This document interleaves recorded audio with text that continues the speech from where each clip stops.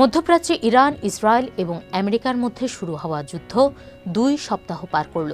কিন্তু এই যুদ্ধের আঁচ এখন শুধু রণক্ষেত্রে সীমাবদ্ধ নেই, তা ছড়িয়ে পড়েছে বিশ্ব অর্থনীতিতে।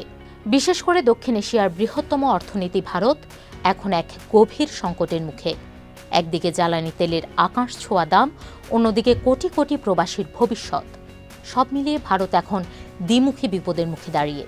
5+ স্টার রেটিং প্রাপ্ত দেশের সর্বোচ্চ বিদ্যুৎ সাশ্রয়ী ওয়ালটন এসি স্মার্ট কমফোর্ট এখন নেক্সট লেভেলে। যুদ্ধের সবচেয়ে বড় প্রভাব পড়েছে পারস্য উপসাগরের প্রবেশদ্বার হরমুজ প্রণালীতে। বিশ্বের মোট অপরিশোধিত তেল ও তরলীকৃত প্রাকৃতিক গ্যাসের প্রায় 20-30% এই সরু পথটি দিয়েই যাতায়াত করে। ইরান এই প্রণালীটি কার্যকরভাবে বন্ধ করে দেওয়ায় থমকে গেছে জ্বালানি সরবরাহ।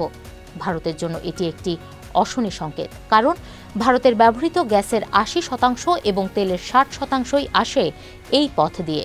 ইতিমধ্যেই বিশ্ববাজারে তেলের দাম ব্যারেল প্রতি $120 পৌঁছেছে, যা যুদ্ধ শুরুর আগে ছিল মাত্র $80। ইরানের বিপ্লবী গার্ড বাহিনী সতর্ক করেছে, যুদ্ধ না থামলে তেলের দাম $200-এও পৌঁছাতে পারে। ভারতের অভ্যন্তরীণ বাজারে এর প্রভাব পড়তে শুরু করেছে। অনেক জায়গায় রান্নার গ্যাসের সংকটের আশঙ্কায় মানুষের দীর্ঘ লাইন দেখা যাচ্ছে। হোটেল রেস্তোরাঁগুলো বন্ধ হওয়ার উপক্রম হয়েছে। পরিস্থিতি সামাল দিতে ভারত সরকারকে জরুরি আইন পর্যন্ত জারি করতে হয়েছে। ভারতের উদ্বেগের দ্বিতীয় কারণটি আরও গুরুতর।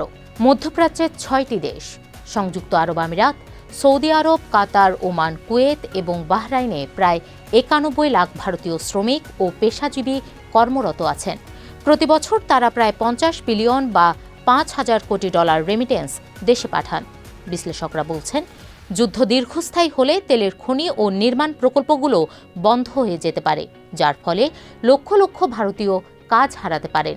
এই বিপুল পরিমাণ রেমিটেন্স বন্ধ হয়ে গেলে ভারতের বৈদেশিক মুদ্রার রিজার্ভে বড় ধাক্কা লাগবে, যা দেশের সামগ্রিক প্রবৃদ্ধি বা জিডিপি কমিয়ে দিতে পারে।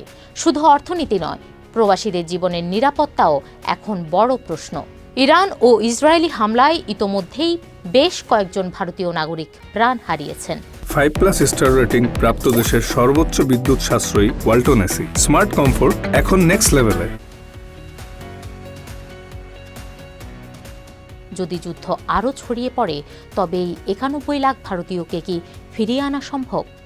ইতিহাস বলছে, 1990 সালের কুয়েত যুদ্ধের সময় ভারত সফলভাবে 2 লাখ মানুষকে সরিয়ে এনেছিল, কিন্তু এবারের সংখ্যাটা কয়েক গুণ বেশি।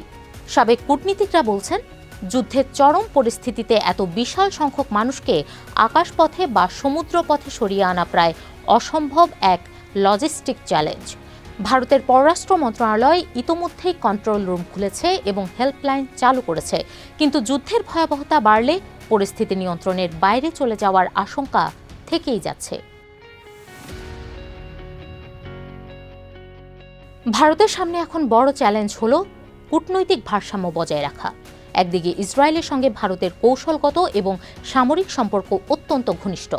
প্রধানমন্ত্রী মোদি যুদ্ধের ঠিক আগেই ইসরায়েল সফর করেছেন। অন্যদিকে ইরানের সঙ্গে ভারতের দীর্ঘদিনের জ্বালানি ও ঐতিহাসিক সম্পর্ক রয়েছে। ইরানের সর্বোচ্চ নেতা আয়াতুল্লাহ আলী খামেনির মৃত্যু এবং ভারতের উপকূলে ইরানি যুদ্ধজাহাজে মার্কিন হামলার ঘটনায় ভারত সরকার যে নীরবতা পালন করছে, তা নিয়ে দেশটির ভেতরেই সমালোচনা শুরু হয়েছে।